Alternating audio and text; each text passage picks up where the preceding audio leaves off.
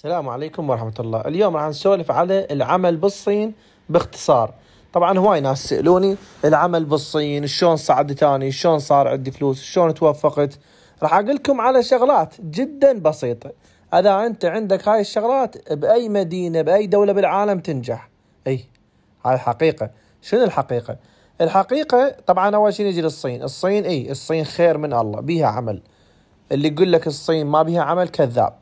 الصين بيها عمل خير من الله، كل شيء بيها عمل. يعني أنا إذا أتكلم لك عن نفسي، اشتغلت عامل، اشتغلت مترجم، اشتغلت طبعا مو لغتي الصينية كلش قوية بس مشيت حال، بس قدرت اشتغل مترجم.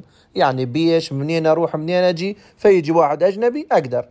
اشتغلت عارض ازياء، يعني ملابس عند الصينيين. طبعا الصينيين اي اجنبي شويه شكله مرتب يعتبرونك كلش جميل انت، لان يحبون يصورون الملابس مالتهم بشخص اجنبي مو شخص يعني صيني، فيعني شويه تتغير الستايل مالتهم.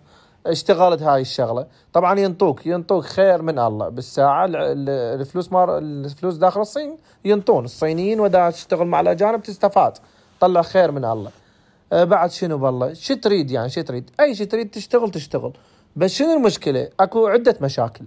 اول مشكلة هي المصاريف بالصين. المصاريف بالصين مو رخيصة، الصين غالية. عرفت شلون؟ يعني تدفع ضريبة وتدفع ايجار وتدفع تأمين. ليش؟ الصين مو مثل باقي الدول يعطوك مثلا شلون يسموها، نسيت اسمها والله. يعني لجوء ما لجوء وغيرها. لا، الصين ما عندها شيء، ولا ينطوك جنسية. لو تبقى 50 سنة هنا ما ينطوك جنسية إلا في حالات الله أعلم. أنا أعرف أصدقائي متزوجين 20 سنة و15 سنة وما حصلوا حتى الكارت الأخضر، مو الجنسية الصينية. فهاي شيلها من بالك، ولا تفكر تتزوج صينية على مود تحصل الجنسية. هم من هاي شيلها من بالك، لأن الزواج هو مشروع عائلي، مو واحد يتزوج يورط نفسه بس على مود جنسية. لا، هاي لا تفكر بيها.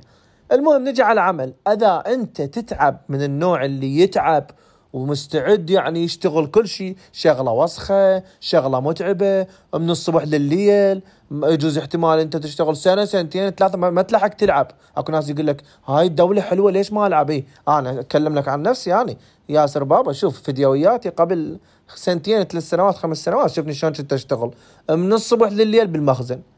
بداية مشروعك انت لازم، الله اعلم، سنه يجوز انت وتطق، يجوز سنتين، يجوز مثلي 10 سنوات يلا يصير براسك خير. عرفت شلون؟ فهاي شنو تعتمد انت عليك، على صبرك وعلى جهدك. الاقتصاد كلش مهم. مثلا انت تقدر تعيش لك ببيت بالشهر $100، وبيت تقدر تعيش لك بالشهر $500.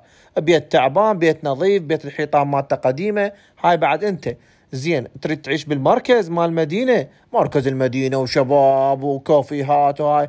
تريد تعيش لا والله شوية بعيد على الريف، باليومية مثلا بالباص أو بالدراجة أو بالسيارة أو بالمترو، نص ساعة مثلا أو ساعة. أنا أول ما جيت للصين سكنت بمكان قريب، وبعدين تبعدت على مود الرخص، رحت يومية بالدراجة أروح وأجي أقضي لي ساعة.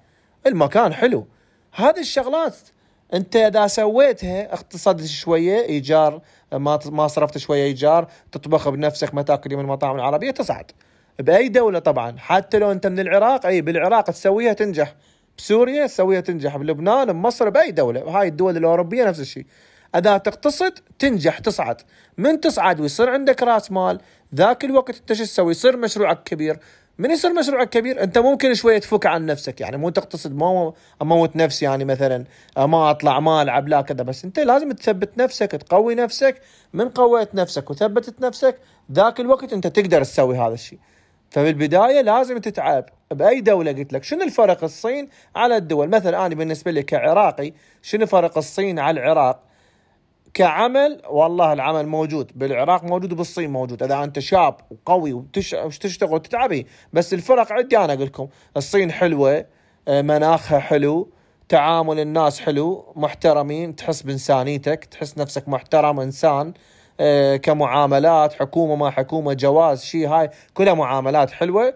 اكو احترام للبشر، اكو احترام. يعني مو انا اروح للعراق مثلا اريد اغير جوازي مثلا الزم لي سرة وين ساعتين 3 ساعات وصياح وطفت الكهرباء وحر وما ادري شنو، وجيب ختم منا، روح منا، تعال منا مثلا. هاي ابسط الشغلات. مثلا انا رحت قبل فتره على معامله قبل كم سنه، والله عرفت المعامله على النص وبكيت يم المدير، بكيت هيك دموعي نزلت، وشافني المدير وسافرت. حتى هو قال لي ياسر ايش عندك راجع للعراق، نروح كملها بغير دوله.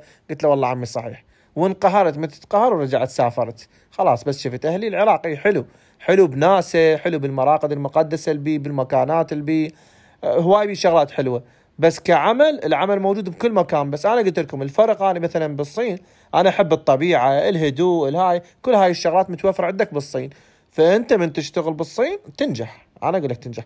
بس اذا ما تعبت لا تخسر وترجع لك مطلوب. هواية شركات عندنا هنا فتحوا وخسروا، لان انت تدفع حسب حسابك 7000 10,000 دولار اكثر تدفع للحكومة الصينية، ضربة على ايجار على موظف على كذا. يعني اذا شهر ما عندك شغل انت تأذيت، كلش تأذيت. فبالبداية انت لازم تشتغل عامل تثبت نفسك. انا عن نفسي اشتغلت عامل فترة قليلة، بعدين فتحت شغل الخاص. بس من فتحت شغل الخاص هم اشتغل غير شيء. مثلا انا فاتح شغل الخاص، جاني واحد صيني عنده ملابس رجالية، يابا تصور، اي تشتغل موديل؟ ما قلت له والله انا مدير مع الشركة، روح شنو اشتغل عندك؟ لا، اي تعال شكو بي اشتغل، ليش ما اشتغل؟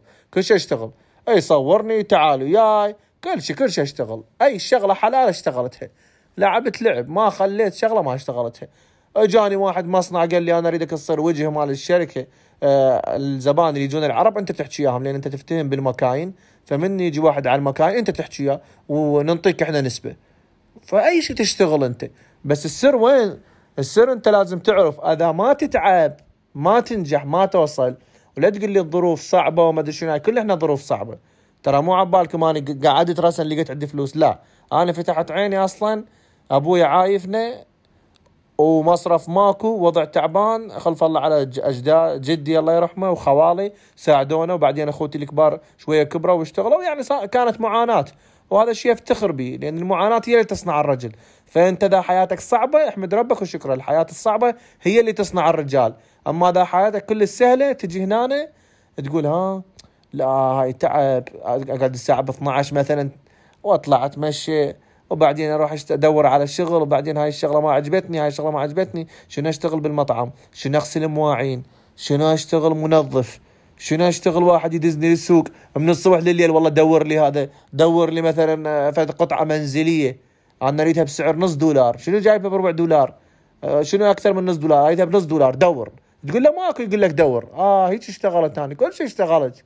خابرني الزبون فيديو مثل العامل، انا جويد الزبون. اي انا عندي شركه هنا، بس مثل العامل جويد الزبون.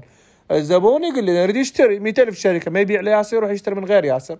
يقول لي روح للسوق، اروح للسوق اتصل عليه فيديو، يقول لي لا هاي مو حلوه. اقول له يابا هاي بهالقد، يقول لي الصيني مثلا بنص رمنبي. اقول له ما يقبل الصيني يابا، مرات الصينيين يطردوني. يعني مثلا هو يقول لي مثلا ب2 رمنبي، الزبون يقول لي قل له بنص، حتى انا استحي اترجم له. بس خلاص هو الزبون يقول لي ايش، اقول له ايش. الصيني يحكي علي، يقول لي وينك شنو زباله هي. فاروح واروح. ومرات واحد 15 يوم زبون اروح له للسوق وما يشتري، مرات ناس تشتري. فانت لازم تعرف ماكو شيء يجي بالسهل. هذه هي نصيحتي اللي اقدم لكم اياها، وتحياتي لكم، والسلام عليكم ورحمه الله.